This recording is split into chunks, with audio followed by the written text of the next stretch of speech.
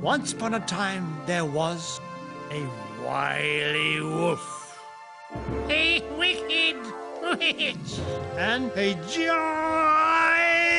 ginormous child. These three villains earned their reputation in a selection of folk tales set in the dark woods, deep lakes, and enchanted castles. In this story, The villain is none other than the cunning wolf.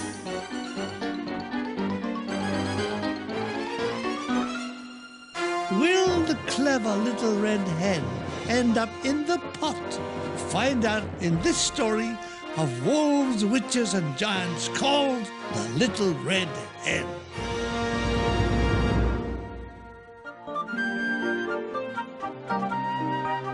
Once upon a time, there was a little red hen who lived in a little house in the wood.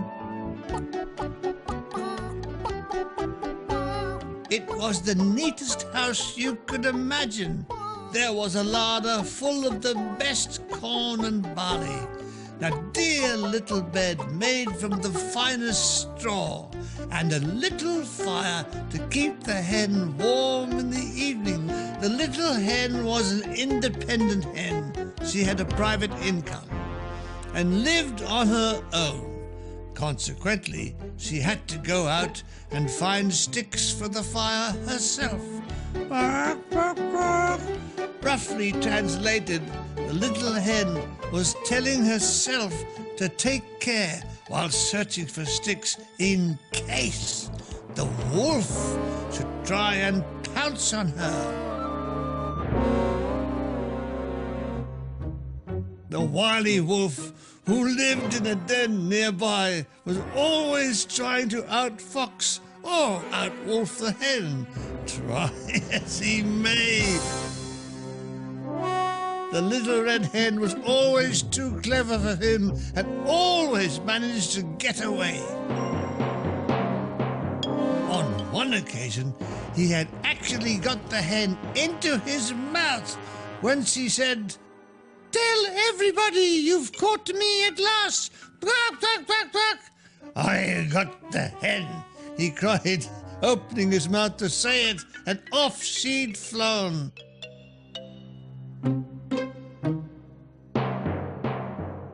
"This is going to take some thought," said the wolf. Before long, he dreamed up a particularly clever scheme.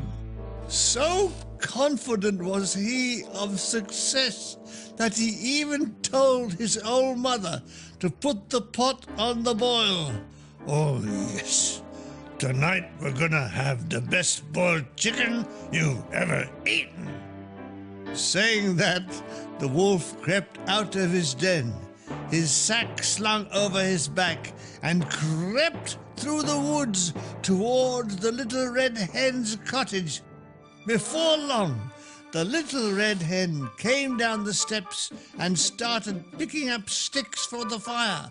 She had not seen the wolf, nor had she shut her front door.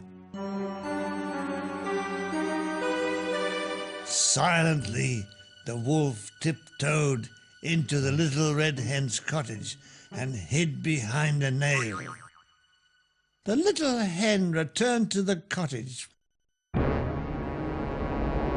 The wolf leaped out on her, so she dropped all the sticks and, squawking, she flew up to the high beam below her roof where the wolf could not reach her. The little hen observed the wolf from the safety of the beam. "Oh, Mr. Wolf, it's a question of who will give in first." "We'll see about that," he replied as he began to pace round and round beneath the beam, seeking inspiration. Slowly at first, then gathering speed, the wolf seemed to be chasing his tail. Faster and faster he spun, like a spinning ballerina, until he seemed to be like a grey blur. Oh. The hen felt her head spinning round. And her eyes spinning round. And soon she became so dizzy, she dropped down from the beam, plop, right into the wolf's open sack.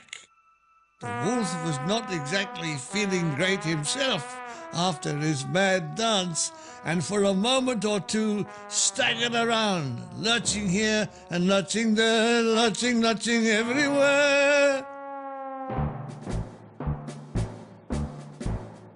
Oh, yes, I got you this time, and a very nice supper you'll make with leeks, red wine, and hoibs. I shall call you Coq au Vin. The little red hen luckily did not speak French like half of England, so was not unduly worried, except about being eaten that evening, of course. After all his exertions, the wolf was feeling rather tired, so decided the idiot to take a nap. He placed the sack down on the ground and was soon in the land of Nod, wherever that may be. Some say it's Lewisham.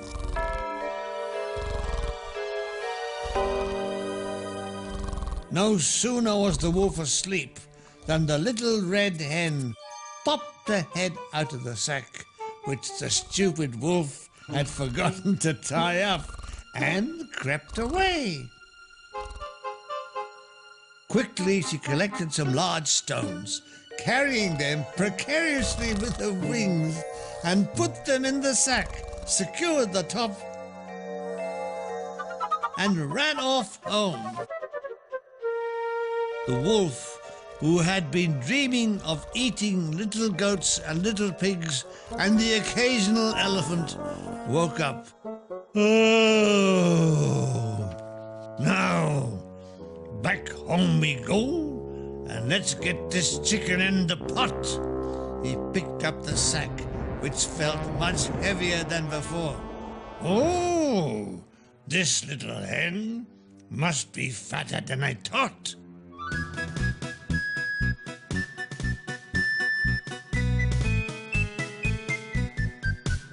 His mother had the pot boiling away merrily as the wolf came into the den. How about that? How about that? At last I caught the little red hen, and what a dinner we're gonna have. Is that water really boiling, Mother? Yes, it certainly is. Say bye-bye, little hen, said the wolf.